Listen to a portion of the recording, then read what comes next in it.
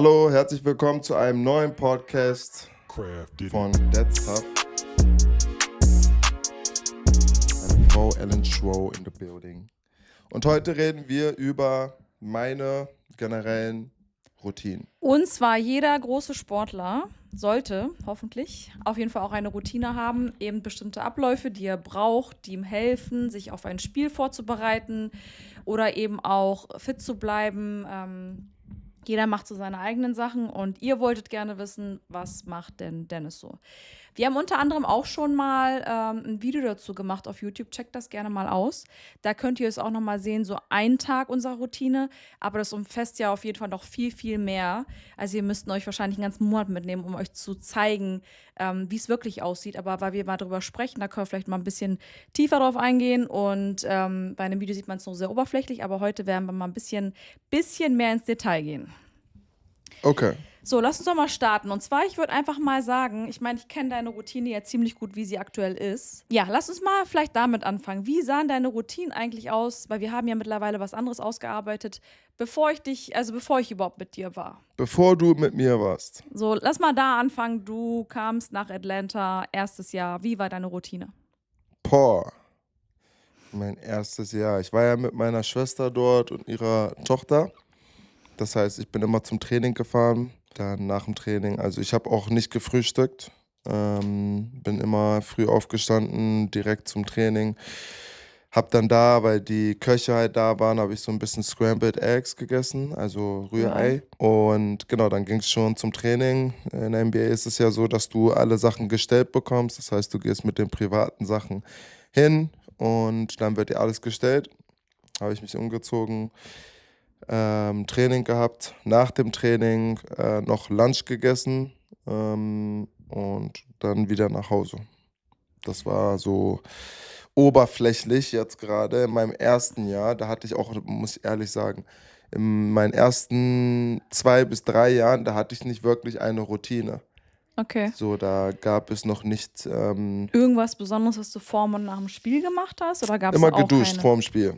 Alle haben mich immer gefragt, warum duschst du vorm Spiel, aber ich finde das immer ganz cool, weil du fühlst dich dann frisch. Ja. Wenn du dich frisch fühlst, spielst du gut. Wenn du gut aussiehst, spielst du gut. Deswegen immer vor dem Spiel 60 bis 65 auf der Uhr. Mhm. Immer geduscht. Das habe ich immer getan. Und zum Friseur gegangen. Friseur auch, boah, ihr wisst gar nicht. Teil seiner Routine damals. Ja, das stimmt. Aber das war ja dann on Game Day.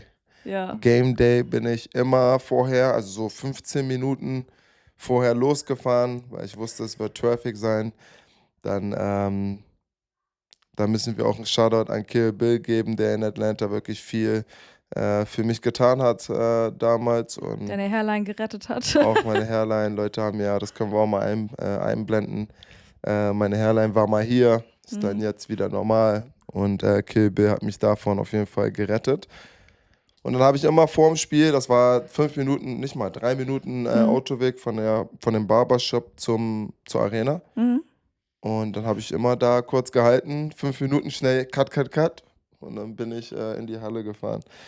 Und das war eigentlich sehr crazy, aber das war safe ein Part von meiner Routine.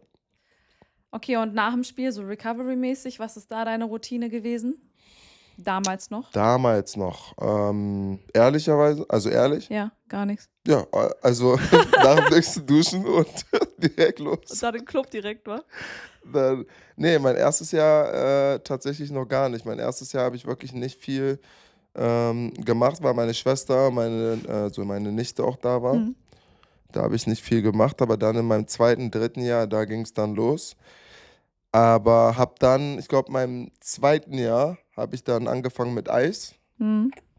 aber auch immer nur, wie ich mich gefühlt habe, so nicht regelmäßig. Und ja, wie ich immer sage, also im Leben wird man Tag für Tag, wie wirst du besser? Also in allen Sachen und effektiver natürlich auch. Und ich meine jetzt mit unserer Routine, die wir jetzt haben, ist es natürlich schon top. Genau, als ich dich kennengelernt habe, weiß ich noch, ich hatte irgendwie dachte mir, du hast so eine richtig crazy Routine. Ich glaube, ich habe ja mit Sport gar nichts zu tun gehabt. Ich glaube, den einzigen Sportler, dessen Routine ich jemals gehört habe, war halt Ronaldo. Und ich dachte, alle Sportler leben so wie Cristiano Ronaldo. Mhm. Ich dachte, das wäre wirklich normal.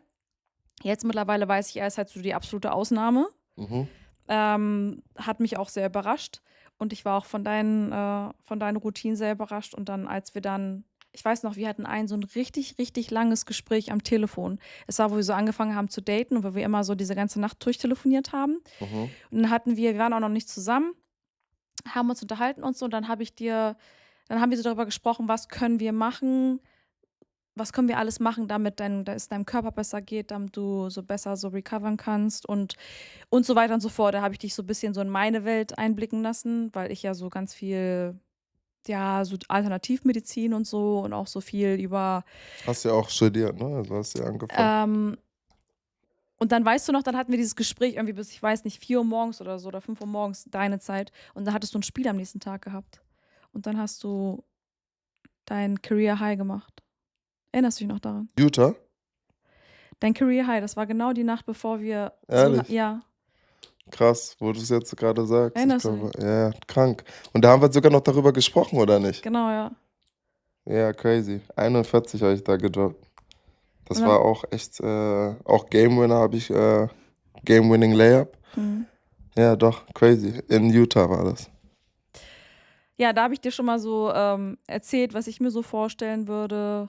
Und dann hast du gesagt, ja, du bist offen, du wärst bereit, aber ich hatte richtig viel Schwierigkeiten am Anfang mit dir, so gewisse Dinge. So, dann fingen wir ja an mit mindestens so und so viel Wasser trinken, mindestens so und so viel schlafen. Aber mittlerweile läuft das ja ziemlich gut. Jetzt sind wir ein ziemlich gutes und eingespieltes Team. Wir wissen ganz genau, was wir machen müssen. Ja, zu deiner Routine gehören ja auf jeden Fall mittlerweile kein Frühstück. Eine Zeit lang haben wir gemacht Frühstück, da hast du morgens immer Eier gegessen, weiß ich noch, im Auto meistens. Ja. Mittlerweile machen wir kein Frühstück, seit, ich weiß nicht, einem Jahr, glaube ich, ungefähr. Da gibt es nur Zitronenwasser zur Entgiftung morgens und höchstens ein paar Supplements und einen Smoothie mit viel Gemüse, also einen grünen Smoothie. Und das gehört zu deiner Routine, wobei du den Smoothie nicht immer getrunken hast, ne? Der kam auch häufig wieder zurück. Aber Ja, Smoothie. Danach Mittagessen. kamst du nach Hause, dann gab es ein Mittagessen, dann gab es einen Nap vor deinem Schlaf. Mhm. Genau, Nap. Manchmal noch ein Vor deinem Schlaf. Vor dem vor deinem Spiel. Spiel, sorry. Ja. Magnesiumbad. Das war auch einen Tag vorher. Einen Tag vorm Spiel. Ja, manchmal hast du aber auch direkt, Am bevor du zum gleichen Spiel Tag, ja. losgehst. Aber es ist eigentlich immer besser, wenn man das vorm Spiel, also einen Tag vorher macht, ne? Genau, da haben wir halt immer für die Muskelregeneration und so haben wir Epsom Salt. Was ist denn Epsom Salt? Magnesium einfach. Das ist pures Magnesium.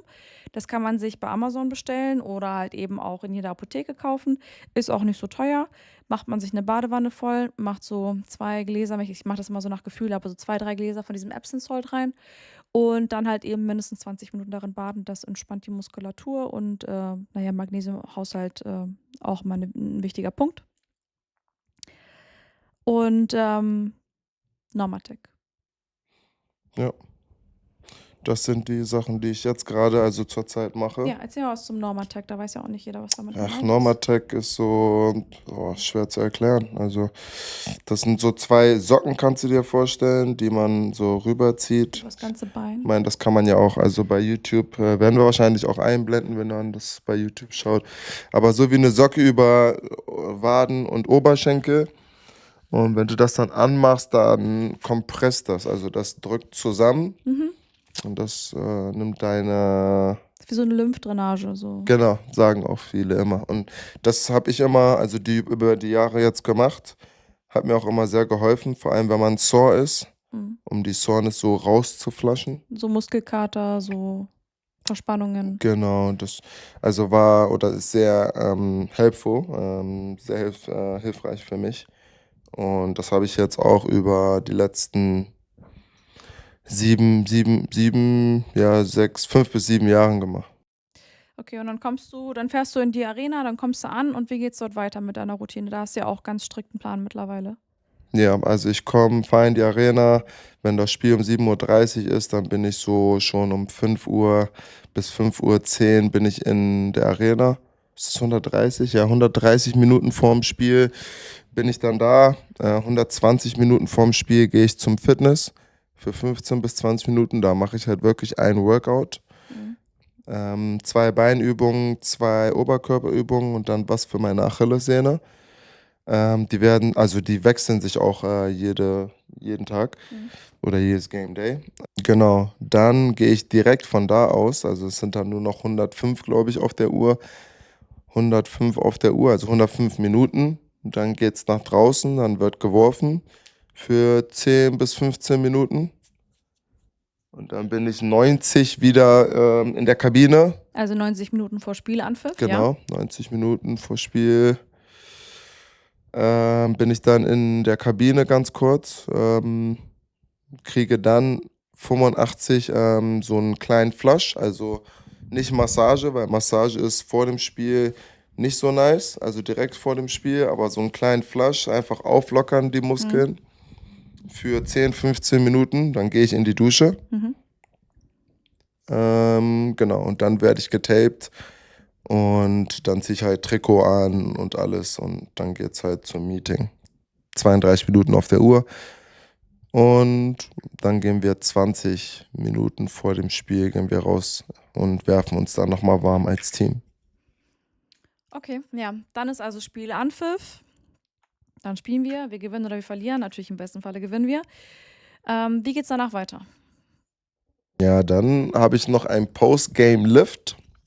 Post-Game-Lift, also nochmal Fitness nach dem Spiel, weil du willst eigentlich immer also wo du spielst, wenn du da schon diese Verausgabung hast im Spiel, dann willst du immer an dem Tag, wo du halt wirklich eine hohe Belastung hast, willst du die Belastung am höchsten halten. Das heißt, nach dem Spiel willst du direkt Fitness noch machen und dann willst du an dem Tag danach, wo kein Spiel ist, willst du so viel es geht resten. Also, dass du halt nicht mehr so viel zu tun hast. Viele machen es halt anders.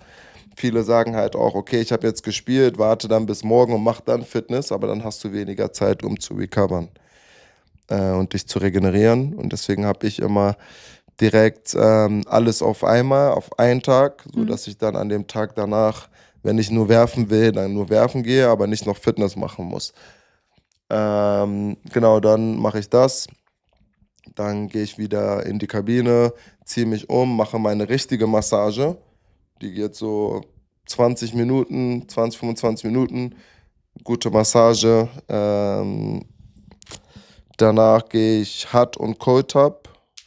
Mache ich eigentlich immer ich versuche immer 2 Minuten Kältebecken, 2 Minuten Wärme und dann immer so ein Kontrast. Aber manchmal bleibe ich dann auch einfach im Whirlpool die ganze Zeit und chille da, weil es angenehm ist. Und wir warten dann draußen auf dich und denken uns, wann kommt denn nichts an dich raus? Genau, und dann ruft Alan mindestens 2-mal an. Mindestens 2-mal. Das müssen wir auch dieses Jahr ändern. Wir müssen irgendwas anderes finden. Weil Ja, es aber kann nicht sein, dass die Kinder halt immer, weißt du, genau, so die Alan Kinder ist ja. müssen ins Bett. Deswegen müssen wir zusehen, dass Sam, der Driver in New York, der das Ja, wir koordiniert müssen auf und jeden Fall euch nach Hause abholt. fahren, weil Ja. die Kinder das mit dem Warten und so. Damals ging es ja noch, weil deine Routinen noch nicht so ganz ausgeprägt waren. Dann kamst du relativ schnell noch raus, würde ich sagen. Mittlerweile, du bist immer der Letzte, der rauskommt. Und nach dem Spiel ist es schon sehr spät und die Kinder nehme ich natürlich immer alle mit zum Spiel. Bin ja auch immer alleine mit den Kindern da. Und ja, dann irgendwann mal werden sie unruhig, wollen natürlich auch nach Hause und dann wird es schwierig. Aber nein, dieses Jahr lassen wir uns was anderes einfallen. Vielleicht, dass wir dann einfach schon mal fahren, auf dich diesmal nicht warten. Wenn man das irgendwie arrangieren kann, wäre natürlich nice. Aber gut, Das ist aber easy. genau, du chillst im Whirlpool so und dann, wie geht's danach weiter? Genau, nach Whirlpool. Ja, dann chill ich, dusche, gehe in die Kabine, ziehe mich an und dann geht's nach Hause. Ja, also nach dem Spiel meistens nochmal eine Stunde brauchst du. Boah, Stunde ist schon gut. Stunde wäre schon gut. Ja, Eigentlich dauert das schon ein bisschen länger. Stunde, anderthalb, ja, so Ja. habe ich jetzt die Erfahrung gemacht. Ja. 1,5 Stunden. Und ich circa. mache es ja eigentlich nur so, weil ich echt dann schon schnell bin. Also, Sonst würdest du gerne noch länger machen? ja, weil es kommen ja dann die Anrufe, dann kommt so Druck, so, weißt du, das ist so. Das stimmt, ich ist, rufe nicht immer an. Also wirklich mindestens nur, zweimal. wenn Mindestens dann zweimal. Amari durchdreht. Nein, warte mal, ich rufe dich an, weil Mindestens Junior zweimal. in die Kabine möchte. Das auch, ja. Einmal das und danach, hey, wann kommst du denn? Wie sieht's eigentlich aus?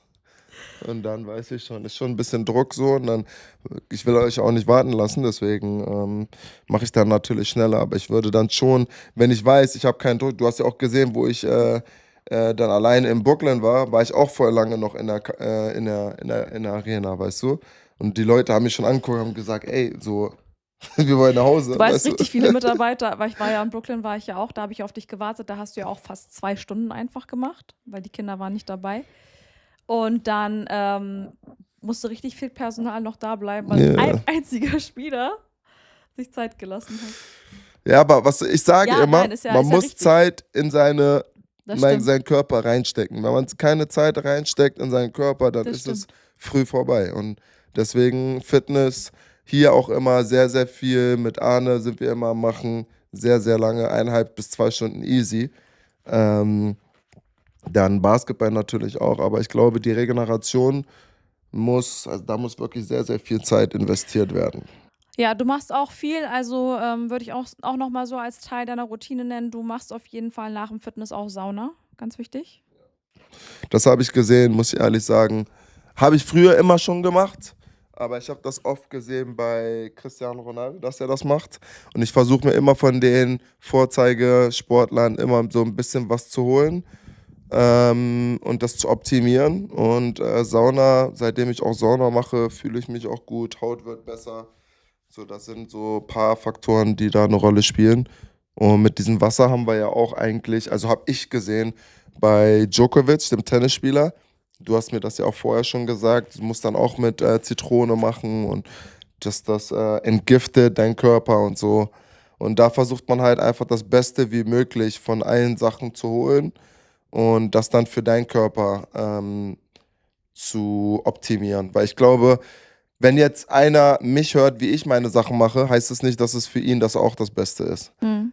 Ich glaube, dass jeder immer das machen sollte, was er fühlt und was für ihn passt. Mhm.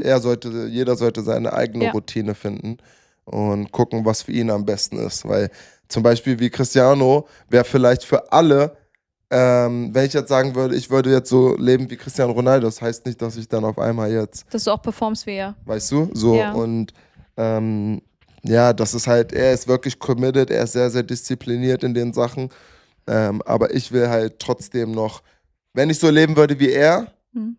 glaube ich, dann Ja. hätte ich also gar keine Zeit, entweder für dich oder für die Kiddies. Bin ich ehrlich, weil der steckt wirklich viel, also macht wirklich sehr, sehr, sehr, sehr viel für seinen Körper. Er müsste eigentlich mal ein Buch schreiben, was er alles so macht, weil das ist ja schon crazy. Vielleicht ist das ja so sein Geheimnis. Ja, deswegen, also. Naja, vieles ist ja bereits auch Ich habe schon ja in der Liborn auch, Öffentlichkeit, ich ne? sehe ja Liborn, ich habe Liborn Ja. jeden Tag gesehen, so, Ja. weißt du, und im Endeffekt ist es einfach harte Arbeit, die Ja. die Leute Ja, reinstecken klar. und dass sie diszipliniert sind, dass sie im Sommer sehr, sehr viel machen auch für ihren Körper und ja, dass du es halt ständig, jeden Tag wirklich wieder wiederholst und Ja. einfach dran bleibst. Off-Season sehen die Routinen wie folgt aus. Ich stehe auf um 9:30 Uhr bis 9:30 bis 10 Uhr. Manchmal auch 10:30 Uhr. Dann treffe ich mich um 11 Uhr normalerweise mit Che und mit Arne beim Fitness. Trainieren dort 1,5 mindestens bis 2 Stunden. Hat ein sehr straffes Programm, also der Arne. Optimiert natürlich auf die Saison, mit denen er ist, also mit den Basketballern. Einmal hat er so ein geiles Programm, weil er natürlich auch viele Spiele auch abfährt und mit denen dann auch trainiert während der Saison und während der Offseason.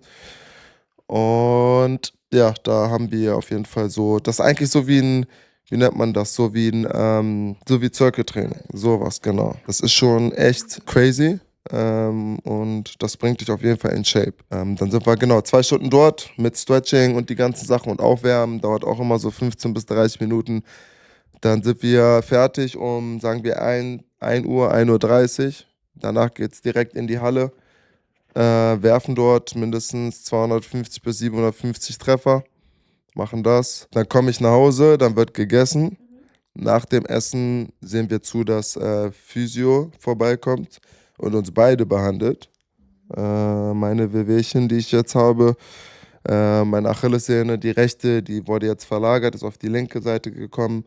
Aber sonst geht es mir eigentlich sehr gut. Und du hast ja auch ein paar Rückenprobleme. Von den Schwangerschaften jetzt die 3. Und genau, dann haben wir einen Physio, der kommt und auf uns aufpasst und an uns arbeitet. Und dann sind wir mit den Kiddies. Spaziergänge, gehen auf den Spielplatz, Inline-Skates haben wir jetzt geholt für alle. Sind wir ein bisschen am Machen. Und genau, letztes Mal du hast das erste Rennen gewonnen, zweite, die nächsten 2 habe ich dann gewonnen. Ja, ich glaube, dass auf jeden Fall Freizeit, Family und so weiter, dass die Dinge, die man eben auch gerne macht, ganz wichtig auch sind für eine Routine und für den Ausgleich eines Sportlers. Weil nur Arbeit, Arbeit, Arbeit, natürlich liebst du auch, was du machst. Das ist ja irgendwie Hobby und Arbeit zugleich.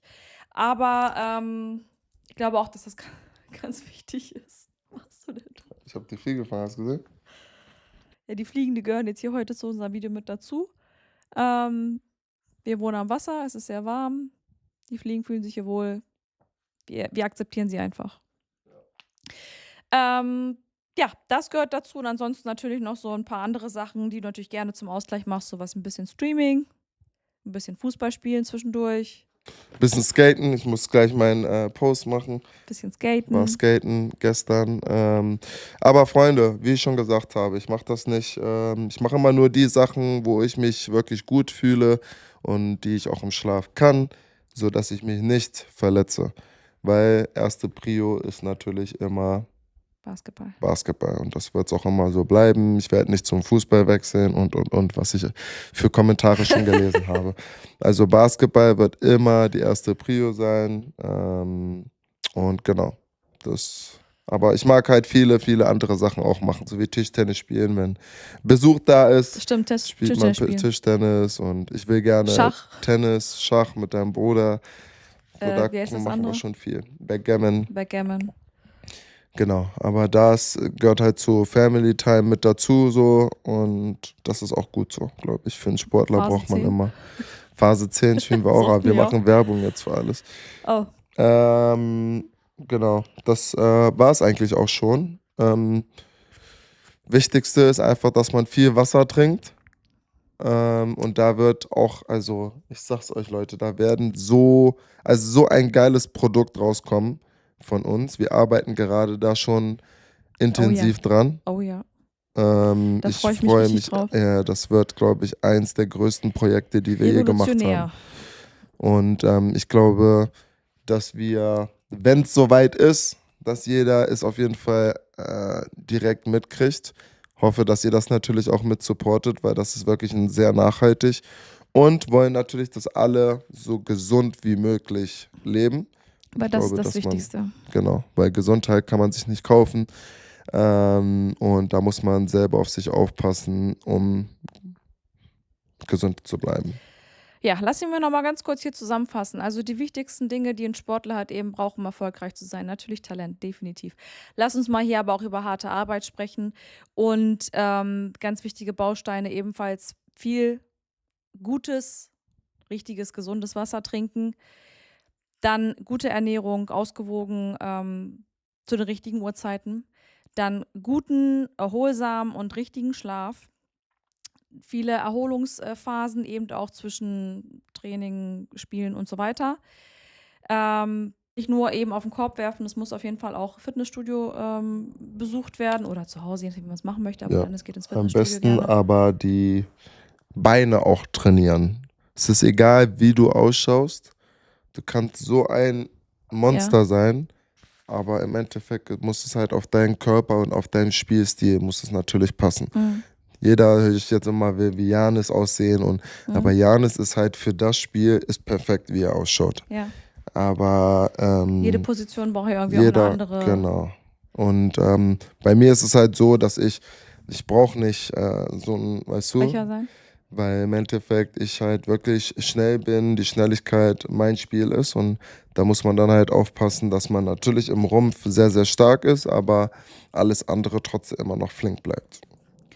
Genau, also Fitness ganz wichtig und dann würde ich auf jeden Fall noch sagen, jeder, wie er halt eben am liebsten recovert. Dennis macht am liebsten eben Sauna oder Whirlpool, Kältebecken. Aber da gibt es natürlich so viele verschiedene, sowas wie Normatec und sowas. Das sind jetzt deine Sachen. Jeder muss da für sich selber das Richtige finden. Ja, Aber ich würde sagen, das sind so die Grundbausteine. Natürlich auch ein gutes Mindset und ganz, ganz wichtig auch, dass man einen Ausgleich zu der Arbeit hat, was halt dann nichts zu tun hat mit Sport und Basketball für dich in dem Sinne halt dann Family Time oder halt Freunde treffen oder solche Sachen.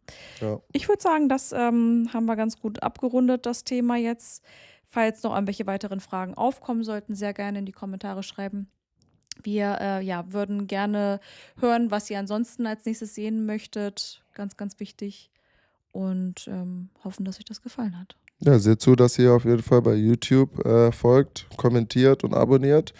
Macht die Notification auf jeden Fall an, sodass ihr immer jederzeit eine Notification bekommt, wenn ein neues Video online kommt. Mhm. Und das war's dann eigentlich schon von uns Genau. mit dem Thema Routine. Ihr wolltet es hören. Wir haben es hier einmal für euch erklärt und ja, hoffentlich hat es euch gefallen. Bis zum nächsten Mal. Bye.